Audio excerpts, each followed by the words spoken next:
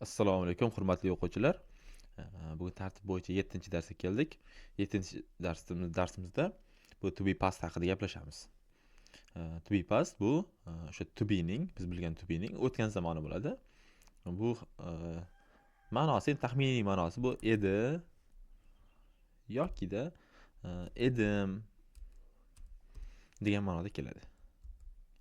Misol uchun, o'tgan galgi darsda to be'ning o'zida men o'qituvchiman, u shifokor degan gap shunaqa gaplarda ishlatmoqchi bo'lganimizda ishlatardik uni.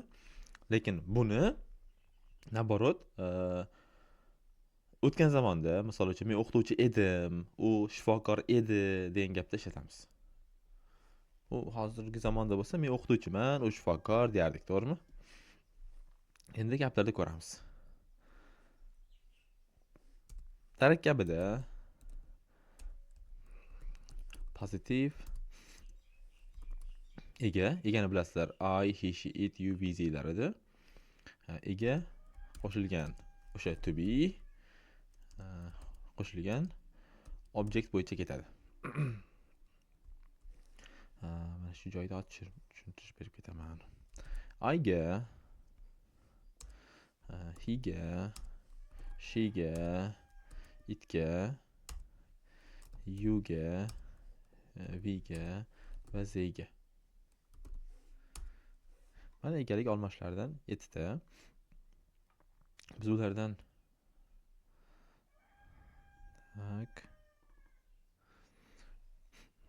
mana shu uchalasiga, to'rtalasiga was ishlatamiz, ya'ni birliklarga. Mana bu to'rtalasiga biz were ishlatamiz. Bular qaysizlar? Hozir chizib ko'rsataman.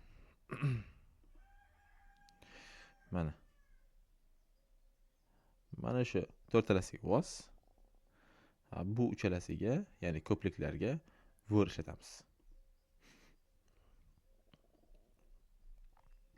Va davom etamiz. Endi tushuntira oldimmi mana? Mana bu tarakkab sariq qilayotgandik. Xo'p.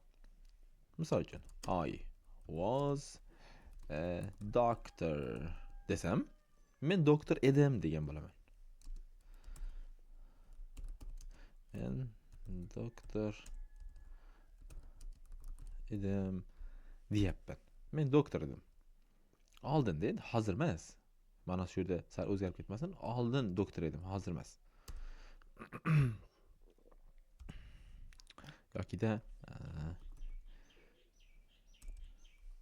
she was a teacher deymiz. U shifokor edi degandek. Tushundira oldimmi? Mana bu to be bu shu joyga biz qo'yishimiz kerak yoki was'ni yoki were'ni.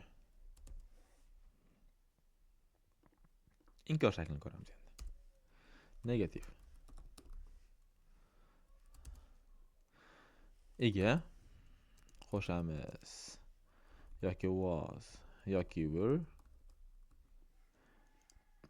Keyin not va oxirida to'ldiruvchi.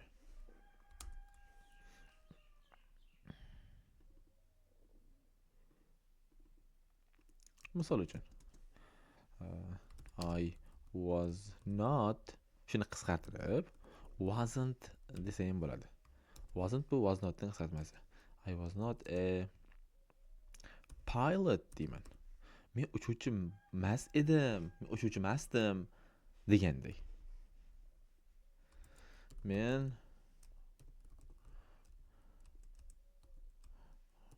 uchuvchi emasdim.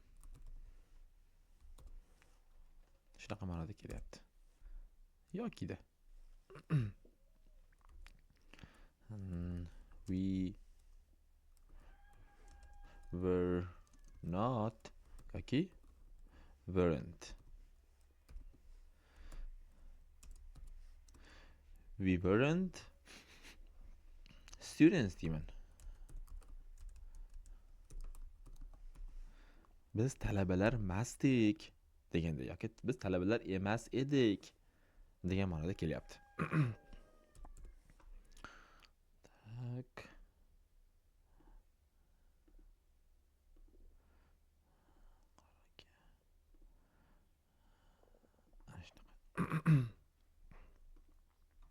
Va oxirgisi question qoldi.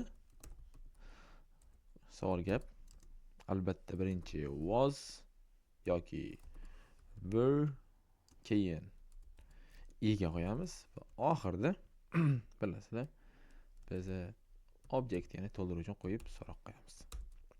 Misol uchun was she a nurse? Nurse. Nima degani shu? Taxmin qilib turinglarchi. Nurse hamshira degani. Demak, u qiz bolani deyapmiz. Hamshira edimi? deb so'roq beryapmiz. So'rayapmiz. Savol so'rayapmiz. U hamshira edimi? degandek.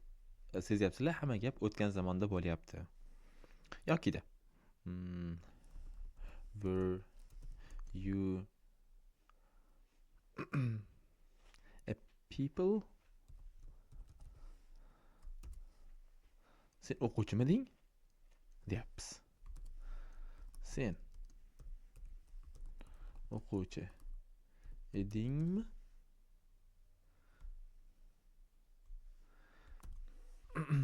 Sen o'quvchi edingmi? deyapmiz. Tushuntira oldimmi?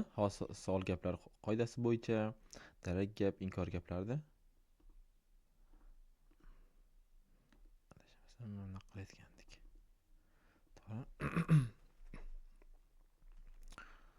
Mana o'sha shakli ham darak gap, inkor gap va savol gap shakli. Videoni to'xtatib shoshilmasdan ko'rsanglar bo'ladi. Hammaga rahmat. Keyingi darslarda ko'rishguncha.